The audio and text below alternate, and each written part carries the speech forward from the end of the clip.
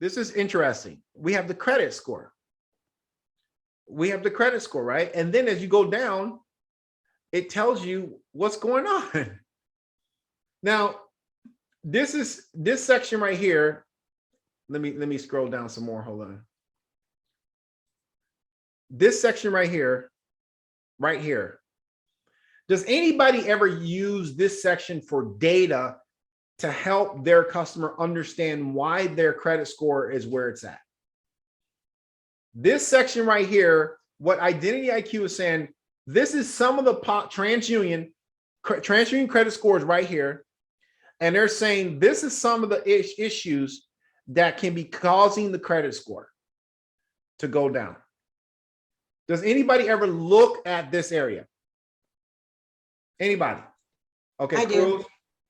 All right, who said I do? Essie. Essie, and what do you look for in that area? Why are you looking there? It's just a summary, an overall summary. It gives me a heads up before I talk to the. So when I onboard a client and everything else, and when I'm talking to them doing the credit report, is like before I get them on the phone, I look through the whole credit report first. I print it out, which I know killing trees, but to me, I print it out, I highlight the things and quick questions on the side of what I want to ask them real quick, so I can get through that interview, all the way through, So that section right there kind of helps me out as far as like is noted that it has a bankruptcy and everything else. So I know that I'm going to go ahead and the first thing I'm going to do, I'm going to ask the client about that bankruptcy. I'm going to ask the client about the revolving credits, as far as, mention to them that they need to pay down their utilization on their cards and stuff like that. So it's just, to me, it's just a quick reference. So when I talk to the client, I can pinpoint of what I really want to talk to them about, then get into the deep aspects of getting detailed breakdown of the accounts that I want to address. Wow, that's a lot of work, Essie. It sounds like a lot of work there. No, it's not a lot of work. It's not. No, it's not a lot of work. So you're already doing the credit analysis. You're already looking at your credit report it's basically doing a credit analysis on that client. Okay. So instead of printing out the credit analysis and everything else, it's just easier for me to just pull up the credit report and highlight the things that I want to touch on with the client. My interviews with my client are less than maybe 15 to 20 minutes. Okay. All right, cool. And Cruz, what about you, sir? You say you look at that. Why are you looking at that data? What are you doing with it? Well, part of it's just the habit of being a lender for so long. So I'm just a habit of looking at it. But I just want to see what the credit bureaus are telling me is categorically, because what they do is they got codes. So in the lending world, those codes mean something, because I didn't used to look at it. But just kind of for my own quick reference before I do the audit, and just what is the credit bureaus telling me is there, because people are going to go, why are my scores X? Right. And if you can take it out of your hands and say, listen, I am not the bureaus. The bureaus are the bureaus. They're paid by the creditors to work for them, not for you. And it's an assessment of, because I need them to start to take accountability. That's also part of why I do it. Because part of the problem is they want to make it, well, you got to fix my credit. Well, I didn't screw up your damn credit. You did. And again, I have no judgment. I've been there. That's why I do this. But at the end of the day, I know going forward, I've learned if they're only projecting on me and there's no internal process going on about accountability, first of all, at a point in my life, my goal of doing this is having people be able to teach them to fish as opposed to give them one. And part of it is they got to take accountability. First step of financial responsibility is accountability. Otherwise, they're going to be back here with me a year or two from now, or with one of you guys. And I really want them to never need me again. So part of this, the reason why I do it is to force them, because I'll be like, what happened with the Capital One account? Oh, I don't know. Yes, you do. Stop, quit lying. Yes, you do.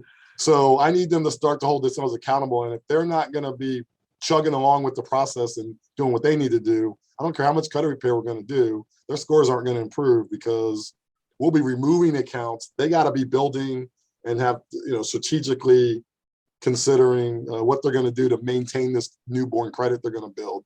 And I'm also looking to see, are they a circumstantial person that had like a gentleman I talked to yesterday who had a real estate thing. He had an 800 credit score, everything fell apart. or they historically have bad credit?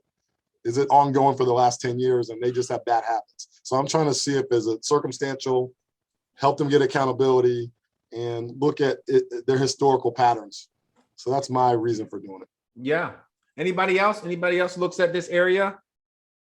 It's kind of like a cheat, right? Kind of like you're cheating a little bit, right?